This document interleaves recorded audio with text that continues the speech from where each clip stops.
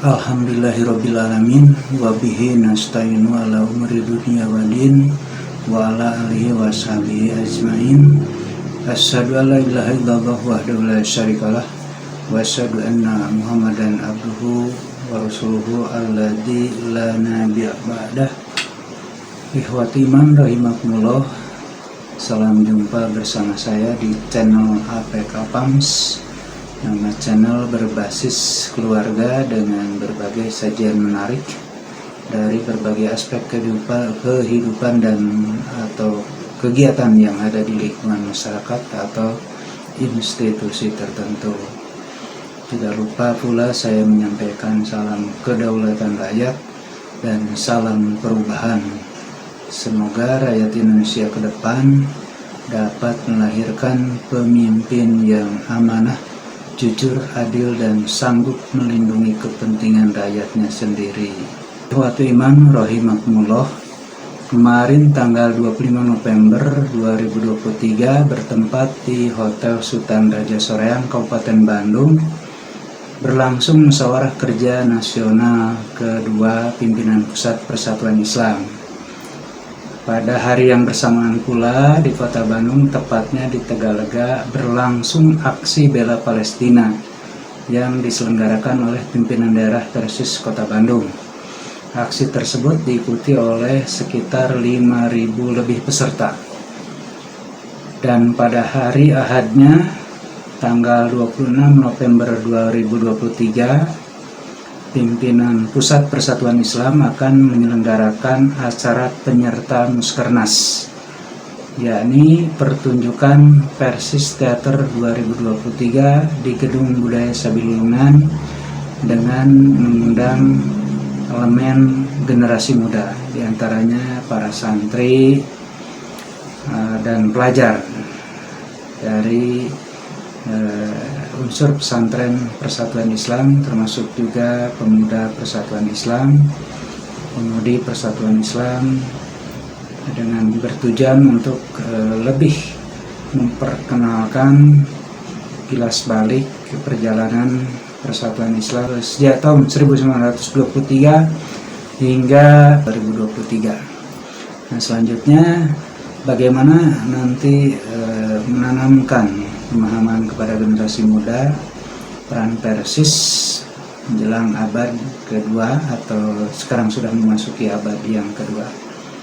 Nah, pada Muskernas ini sudah diimplementasikan berbagai kebijakan untuk menapaki peranan Persis di abad yang kedua ini, termasuk kontribusinya terhadap bangsa dan negara kesatuan Republik Indonesia, bahkan bagaimana lebih meningkatkan peran Persis di kancah internasional. Acara pembukaan Muskernas diikuti oleh sekitar 1.000 lebih peserta, termasuk undangan dari masing-masing PPC sebanyak 2 orang. Seiring pelaksanaan pembukaan Muskernas, dilaksanakan pula seminar tentang dakwah dan pendidikan Persis di masa depan. Acara Muskernas kedua ini mengambil tema peran dakwah pada abad kedua Persatuan Islam menuju kejayaan bangsa dan peradaban dunia. Tema ini dimaksudkan meningkatkan dan mengokohkan peran jamiah Persis di tengah umat dan bangsa Indonesia yang semakin dinamis, termasuk juga meningkatkan kontribusi Persis dalam peradaban internasional, seperti yang disampaikan dalam sambutan pembuka Ketua Umum PP Persis Kiai Haji Dr. JJ Jainuddin MAG.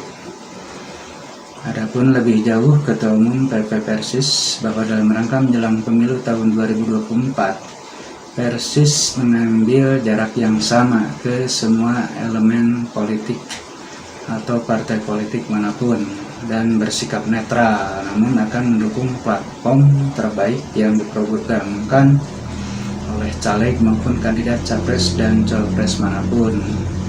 Meskipun secara pribadi masing-masing anggota Persis dipersilahkan jika ada beberapa yang menjadi calon anggota legislatif, karena secara normatif yang bersangkutan adalah warga negara Republik Indonesia yang memiliki kedudukan yang sama di mata politik dan hukum.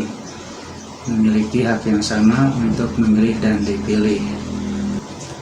Pada akhir sambutan, Ketua Umum PP Persis Kiai Haji Dr. JJ Zainuddin MAG menyampaikan pesan kepada seluruh umat Persis, jadikanlah pemilu sebagai pemersatu, bukan penyeteru. Ikhwatu iman rahimakumullah, acara pembukaan Muskernas ini dihadiri oleh Kepala Badan Intelkam Polri Komjen Dr. Andes Suntana MC yang mewakili Kapolri Jenderal Listio Sigit Prabowo. Dalam sambutannya, beliau memaparkan beberapa hal antara lain sebagai berikut. Mengenai data ormas di Indonesia, beliau memaparkan terdapat 541.620 total ormas dan LSM di Indonesia. Selanjutnya 2.169 terdaftar di Kemendagri, 49 ormas asing terdaftar di Kementerian Luar Negeri Indonesia. Sisa lebihnya terdaftar di badan hukum di Kemenkumham. Selanjutnya beliau memaparkan mengenai pemilu dan pemilihan serentak 2024. Di sini memaparkan mengenai regulasi peraturan Komisi Pemilihan Umum nomor 3 tahun 2022 tentang tahapan dan jadwal penyelenggaraan pemilihan umum, itu salah satunya. Kemudian di sini pemilu tahun 2024 itu merupakan sarana untuk memilih anggota DPR, DPD, Presiden, dan Wapres, di mana pemungutan suaranya akan dilaksanakan pada tanggal 14 Februari 2024. Selanjutnya beliau memaparkan tantangan pemilu dan pilkada serentak di tahun 2024. Ada 9 potensi tantangan ya. Pertama, residu pemilu tahun 2019. Kedua, kondisi geografis Indonesia, remote area. Yang ketiga, terjadi irisan tahapan pemilu dan pilkada mengenai kelelahan petugas pengamanan dan petugas PPS. Yang keempat, kompleksitas pengelolaan logistik. Sangat kompleks sekali ya logistiknya, karena terdiri dari beberapa elemen, beberapa komponen pemilihan anggota dewan, mulai dari DPRD tingkat kabupaten, kota, provinsi, pusat, termasuk DPD-nya, kemudian capres dan cawapres. Selanjutnya yang kelima, AMJ gubernur ya, antar masa jabatan ya kiranya. Gubernur, bupati, dan wakot tahun 2022, 2023, dan 2024. Selanjutnya yang keenam, DOB di Papua yang meliputi 4 provinsi baru. Yang ketujuh, serangan cyber pada web resmi pemerintah, ini juga menjadi potensi tantangan. Yang kedelapan, polarisasi politik di lapangan dan medsos. Ini yang paling ramai ya, tantangan yang paling mengemuka, melibatkan seluruh potensi masyarakat dan elit politik. Yang kesembilan adalah potensi konflik sosial. Ini juga sama ya, melibatkan elemen masyarakat dan para elit politik, di mana banyak sekali kepentingan mengemuka. Selanjutnya, Komjen Suntana memaparkan mengenai adanya perang asimetris yang sifatnya global tentunya ini ya, ditandai dengan adanya proxy war, yaitu perang proksi, seluruh konfrontasi antar dua kekuatan besar dengan menggunakan pemain pengganti untuk menghindari konfrontasi secara langsung, dengan alasan mengurangi risiko konflik langsung yang berisiko pada kehancuran total. Dengan kata lain, perang dengan menggunakan peran pengganti. Dalam hal ini berdasarkan teknologi itu menggunakan peralatan baik digital ataupun peralatan persenjataan yang mutakhir. Nah, proxy war ini terutama ditandai dengan munculnya hoax, penyebaran berita bohong. Berita bohong dampaknya akan antara lain mempengaruhi pola pikir masyarakat. Kemudian propaganda di medsos. Ini memanipulasi informasi untuk menggiring opini. Nah, dampaknya instabilitas keamanan negara, konflik horizontal, juga konflik vertikal. Selanjutnya paham radikal dan terorisme. Ini penanaman bibit-bibit paham radikal yang ingin mengganti, yang intinya anti terhadap Pancasila, pemaksaan menggantikan dasar negara. Dampaknya merusak pada akidah agama, konflik horizontal, dan kebencian antar umat beragama, kemudian menghancurkan rasa nasionalisme. Ini mengenai perang asimetris. Selanjutnya Komjen Suntana juga memaparkan mengenai permasalahan global dengan pertanyaan, apa kabar dunia hari ini? Dunia tidak sedang baik-baik saja. Ini ditandai dengan perkembangan teknologi membuat dunia semakin dinamis, banyak peluang dan ancaman baru yang muncul. Saling berpotongannya kepentingan dan keterbatasan sumber daya membuat konflik antar negara tidak terelakkan dan menyebabkan ketidakstabilan politik, ekonomi, dan sosial. Nah, kemudian juga perubahan iklim dan ekses-ekses negatifnya menjadi potensi kerawanan tersendiri yang harus mulai menjadi perhatian. Lalu bagaimana posisi kita di tengah ketidakpastian seperti ini? Apa yang harus dilakukan untuk mampu berakselerasi dalam berbagai situasi? Mampukah kita mengambil sisi positif dengan situasi yang dinamis? Nah, itu pertanyaan yang tentunya harus dijawab oleh seluruh elemen masyarakat. Bagaimana kita bisa mengambil sisi positif dari permasalahan ini? Tentunya dibutuhkan kemampuan sumber daya manusia yang handal. Nah, selanjutnya Komjen Suntana juga memaparkan mengenai tantangan kejahatan transnasional, di mana yang pertama adanya penyelundupan senjata, mensuplai kelompok kriminal, dukungan terhadap kelompok separatis dan terorisme, ya seperti yang dikhawatirkan atau dugaan ya terjadinya konflik di Papua. Itu juga kan memang perlu diteliti apakah memang karena memang di Papua itu kelompok bersenjata, jadi perlu juga diteliti apakah ada penyelundupan senjata, suplai senjata ke wilayah tersebut, ke kelompok masyarakat tersebut.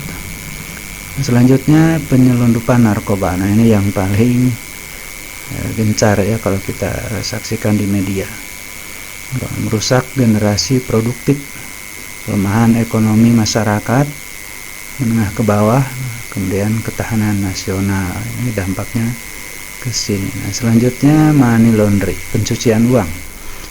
Dalam artian menyembunyikan uang hasil kejahatan. Apakah uang itu diperoleh dari institusi pemerintahan atau dari korporasi. Nah, selanjutnya human trafficking, perdagangan manusia, pengiriman TKI, TKW ilegal, kemudian prostitusi, perdagangan untuk eksploitasi secara seksual, perdagangan bayi ilegal. Ini tempo lalu kan marak sekali di media sosial pemberitaannya. Ada yang sifatnya hoax, ada juga dimungkinkan memang kebenarannya. Nah, memang berbagai motif tentunya ya, tidak bisa disimpulkan motif perdagangan ilegal seperti bayi ini secara ilegal itu tujuannya untuk apa. Nah, itu yang memang perlu diungkap. Dan selanjutnya cybercrime ya, kejahatan cyber, penipuan, phishing ya, dalam bentuk link jebakan. Nah, ini banyak sekali korbannya, sekali memperoleh korban itu tidak tanggung-tanggung sampai ratusan orang, bahkan nilainya juga miliaran ya. Hacking ya, peretasan ya, contohnya saja banyak sekali korban yang HP atau m-bankingnya itu diretas sehingga dijebol ya, rekeningnya. Cyber stalking, penguntitan cyber, nah, ini tujuannya kan ya untuk kejahatan tertentu. Kemudian cyber bullying, perundungan online, ini menyebabkan ya kekacauan di masyarakat, saling membuli, seperti ya contohnya ini terjadi di sekolah-sekolah, kemudian di lingkungan masyarakat juga, di kalangan anak-anak. Ini marak sekali video-video yang di-share itu, apakah itu memang hoax atau memang benar ya. Kalau benar memang perlu ditindaklanjuti ya, terutama juga di kalangan institusi pendidikan. Nah, itu mengenai pemaparan dari Bapak Komjen Suntana mengenai hasil daripada atau pemaparan pembukaan beliau yang disampaikan pada Muskernas kedua Pimpinan Pusat Persatuan Islam. Selanjutnya pada sesi seminar pemateri ada 3 orang, tapi yang sempat saya rekam gitu ya, karena memang 2 pemateri ini menggunakan InFocus, jadi saya sempat menangkapnya. Kalau bapak yang satunya lagi, memang profesor yang satunya lagi tidak menggunakan InFocus, tidak ada slide yang bisa saya tangkap. Jadi saya mencoba mereview yang 2 profesor tersebut. Yang pertama dari Profesor Dr. Dede Rosada MC. Beliau memaparkan mengenai tentang dakwah dan pendidikan Persis di masa depan. Beliau memaparkan dakwah itu kewajiban siapa. Menurut beliau, dakwah menjadi kewajiban para kiai dan para ulama, khususnya untuk menyampaikan tema-tema keagamaan. Nah, selanjutnya yang kedua, dakwah menjadi tugas aparat pemerintah untuk melahirkan berbagai kebijakan yang berpihak pada kemaslahatan umum. Jadi ini tugas daripada pemerintahan juga ya, ada nilai dakwahnya. Kemudian yang ketiga, dakwah menjadi tugas tokoh masyarakat untuk pengembangan berbagai program yang berimplikasi kebaikan bagi anggota jamiah, masyarakat umum, dan bahkan bangsa dan negara. Jadi seluruh potensi masyarakat yang dihimpun melalui kiai, ulama, pejabat pemerintahan, dan para tokoh masyarakat ini memiliki kewajiban sebagai dai. Ini menurut Bapak Profesor Dede. Nah, selanjutnya bagaimana berdakwah. Dakwah dalam soal keagamaan diperbesar, harus diperbesar ya. Dakwah bil hikmah dan mauizah hasanah. Jadi maksudnya di sini dakwah dalam soal keagamaan itu harus diperbesar bil hikmah dan mauizah hasanah. Kemudian perbanyak pula dakwah bil hal. Maksudnya ini dakwah di luar mimbar. Dakwah yang mengedepankan kasih dan sayang, dakwah yang menguatkan sikap toleransi.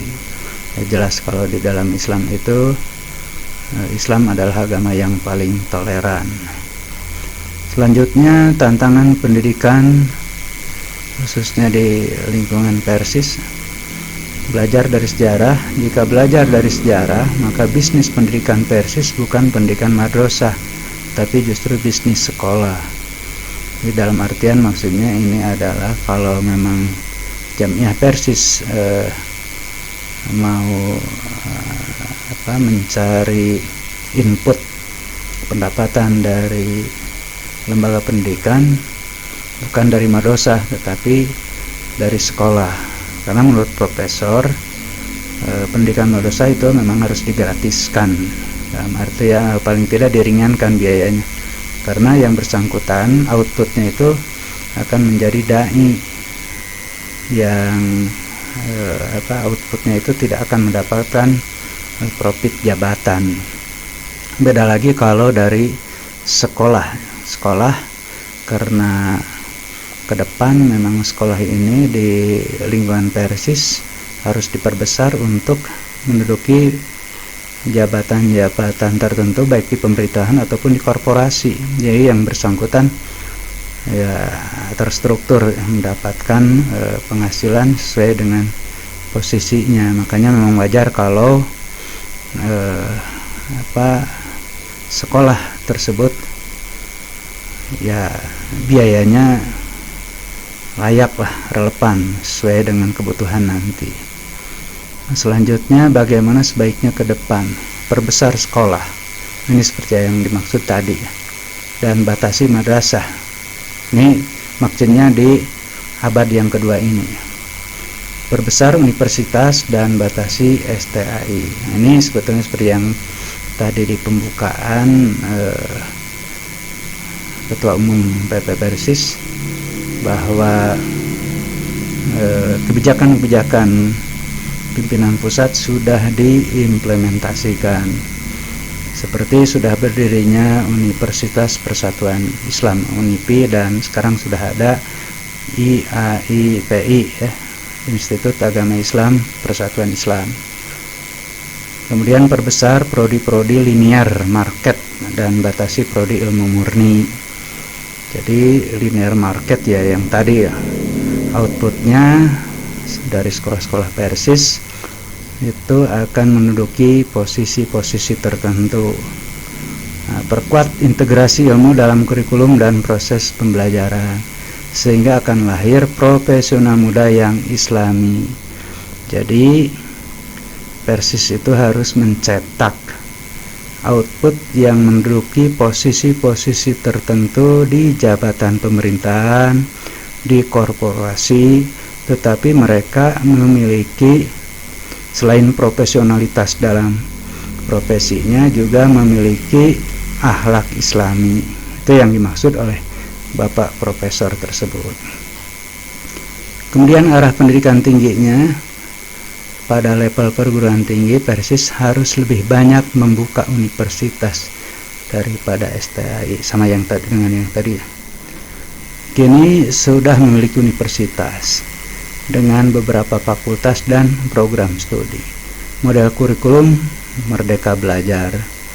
Persiapkan mereka kemampuan komunikasi, kolaborasi, dan sikap yang inklusif, sikap yang terbuka dengan atau bisa menyatu dengan lingkungan masyarakat yang lebih luas, meskipun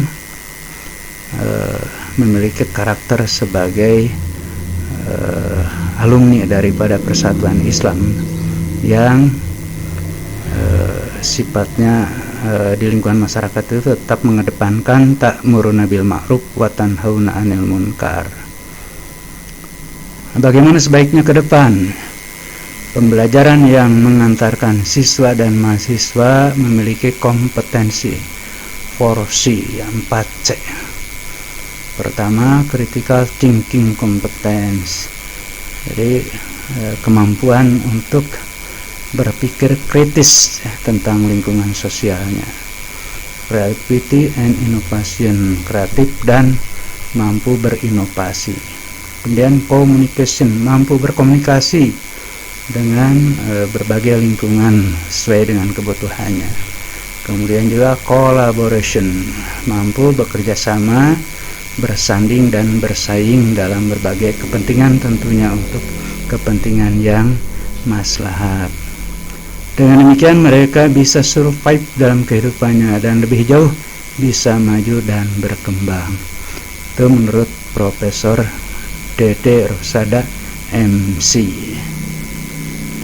Nah, kemudian ini dari Profesor Haider S. Bamualim. Judul makalahnya, pemaparannya, mengokohkan peran dakwah di abad kedua Persis untuk kejayaan umat dan bangsa. Ini kalau tidak salah informasi, Bapak Haider S. Bamualim ini adalah Rektor UIN Jakarta. Beliau memaparkan mengenai arah perubahan Persis menurut Dr. J.J. Zainuddin. Pertama, transformasi dari gerakan pemurnian akidah syariah ke gerakan massa. Kedua, dari gerakan dakwah dan pendidikan ke gerakan sosial, ekonomi, dan politik. Nah, ini kan sudah dimulai ya. Sekarang ada gerakan di PD Kabupaten Bandung, ada El Samad, peningkatan kemampuan ekonomi umat. Jadi tidak hanya menggarap dakwah dan pendidikan saja, kemudian juga bagaimana menggunakan IT sehingga mengolah juga informasi sampai ada Bidgar Kominfo-nya. Yang ketiga, dari eksklusif ke inklusif. Dakwah Persis mesti menyebar ke berbagai ruang dan bermanfaat bagi masyarakat, bangsa, dan negara. Keempat, menjaga eksistensi dan posisi secara defensif, bergeser untuk memberi peran dan kontribusi dan bersifat ofensif. Kalau defensif ini kan bertahan ya, jadi menunggu saja ada yang bertanya gitu. Umpamakan kalau dalam diskusi kajian ilmu tertentu, tapi sekarang harus sifatnya offensive. Offensive itu kalau dalam pertahanan itu menyerang. Nah, kalau dalam hal ini offensive itu proaktif langsung, ya, tanpa menunggu ada pertanyaan, tapi mencari ruang-ruang di mana kita bisa melakukan amar ma'ruf nahi munkar. Kiranya itu maksudnya. Kemudian yang kelima, transformasi dakwah. Pengembangan sarana, metode, dan strategi. Mencakup Bidgar daerah tertinggal, BMC, TV Persis, medsos Persis, dakwah budaya dan teknologi dakwah. Keenam, transformasi pendidikan, pengembangan perguruan tinggi dan model-model pendidikan yang variatif. Ketujuh, transformasi jamiah, rekonstruksi sistem perkartuan dan pengelolaan sumber daya insani. Kedelapan, transformasi maliyah istimaiyah dari administrasi perwakapan menuju pemberdayaan wakaf, kapitalisasi aset wakaf. Nah, selanjutnya yang dimaksud transformasi gerakan pemurnian ke gerakan massa. Yang pertama, al-muhafazah al-qadim al-salih wal ahzu bil jadid al-aslah. Maaf ini ya, kurang terbaca ya. Kemudian doktrin dan aktualisasi, konseptualisasi. Gerakan massa ini gerakan sosial, intelektual, dan value, nilai. Nah, itu yang dimaksud gerakan massa di sini bukan berarti massa ya seperti adanya demo kemarin, aksi bela Palestina. Tidak hanya sebatas itu, melainkan gerakan massa dalam arti doktrin ya. Mengaktualisasikan peran Jamiah Persis, umpamakan kontekstualisasi, kemudian gerakan sosial ya, melalui adanya ya contoh soal kalau di bulan Ramadan kan ada pembagian buka bersama ya, takjil bersama, itu salah satu bagian kecil saja. Kemudian adanya diskusi ilmiah yang sifatnya familiar, akrab. Nah, kemudian gerakan-gerakan yang memiliki atau kegiatan-kegiatan yang bernilai positif bagi masyarakat. Yang keenam, pengembangan perguruan tinggi umum dan kejuruan, sains dan teknologi, prodi-prodi baru, digital, AI, environment, dan lain-lain, akreditasi internasional. Ini tidak sebatas disiplin ilmunya, tidak sebatas kajian fikih atau ya istilahnya outputnya tidak hanya mencetak dai-dai di atas mimbar, tetapi juga dai-dai dalam lingkungan di luar mimbar ya. Dakwah bilhal seperti yang tadi diungkapkan oleh Profesor Dede. Kemudian perguruan tingginya diupayakan memiliki akreditasi bertaraf internasional. Kemudian selanjutnya sesi pertanyaan disampaikan oleh Ketum PP Persis Kiai Haji Dr. JJ Jainuddin MAG. Beliau mengklarifikasi dan meluruskan apa yang beliau tuliskan atau yang direferensikan dalam makalah Bapak Profesor Haider S. Bamualim. Kemudian ada pertanyaan dari perwakilan Bangil Jawa Timur. Beliau mengulas mengenai kegiatan-kegiatan forum-forum Persis yang memang bersifat atau implementasi daripada sikap Persis netral ya, kepada dalam situasi kontestasi politik sekarang ini. Persis bersifat netral dibuktikan tidak mengundang calon legislatif, tetapi justru mengundang pihak kepolisian, unsur keamanan. Dari Persistri, ini seorang ustazah dari sekolah luar biasa yang berada di Pangalengan. Beliau memaparkan intinya kenapa sepertinya pendidikan di Persis itu tidak memprioritaskan juga mengenai adanya sekolah luar biasa, karena di PD Kabupaten Bandung saja hanya ada satu di Pangalengan. Kalau ormas-ormas Islam lainnya hampir di setiap kecamatan ada SLB-nya, ada panti-pantinya. Kenapa di Persis tidak ada? Itu pertanyaan dari Ustadzah SLB dari Pangalengan. Selanjutnya acara ini direfleksi ditutup oleh Wakil Ketua Umum PP Persis Profesor Atif Latiful Hayat. Beliau menyampaikan kesan dan pesannya mengenai pemaparan seminar dari ketiga pemateri tersebut. Selanjutnya, selain daripada seminar, juga ada deklarasi damai bertajuk Deklarasi Pemilu Damai Persatuan Islam yang dibacakan oleh Ketua Umum PP Persis Dr. Kiai Haji JJ Jainuddin MAG Wakil Ketua Umum PP Persis Profesor Atif Latiful Hayat PhD, Sekum PP Persis Dr. Haris Muslim, Wasekum PP Persis Insinyur Faisal Nur Samsi, dan Kepala Badan Intelkam Polri Komjen Polisi Dr. Andes Suntana MC, serta diikuti pula oleh peserta yang hadir pada saat itu. Adapun ikrar komitmen pemilu damai tersebut sebagai berikut.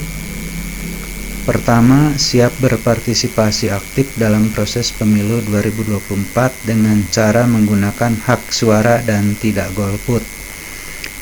Kedua, mendukung pelaksanaan pemilu yang langsung, umum, bebas, rahasia, jujur, dan adil. Ketiga, mendukung pelaksanaan kampanye pemilu yang aman, tertib, damai, berintegritas, dan sarana pemersatu tujuan berbangsa dan bernegara. Keempat, menolak kampanye hitam, berita hoaks, politisasi SARA, provokasi, dan politik uang. Itulah ikrar pemilu damai Persatuan Islam yang dideklarasikan di akhir pembukaan Muskernas kedua PP Persis di Hotel Sultan Raja pada tanggal 25 November 2023. Ikhwatu iman rahimakumullah, produk Muskernas ini akan disosialisasikan di kemudian hari kepada seluruh elemen jamiah agar menjadi referensi program jihad pada tingkat pimpinan di bawahnya, terutama PC dan PJ yang merupakan garda terdepan yang berhadapan langsung dengan umat Persis.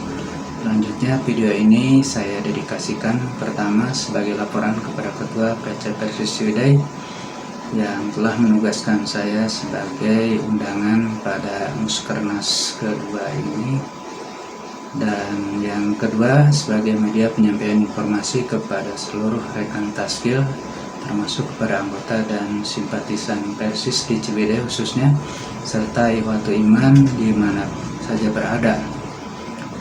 Saya mohon maaf yang sedalam-dalamnya jika terdapat kekeliruan dalam menginterpretasikan seluruh materi yang ada pada Muskernas ini, termasuk materi seminar yang panjang lebar saya review. Saya terbuka jika ada klarifikasi dan masukan dari para pimpinan jamiah dan ikhwan semua. Terima kasih telah menyimak video ini, semoga bermanfaat. Allahu yahudu biaidina illa ma fihi khairul lil islami wal muslimin. Aqulu qouli hadza wa astaghfirullah li wa lakum. Wassalamualaikum warahmatullahi wabarakatuh.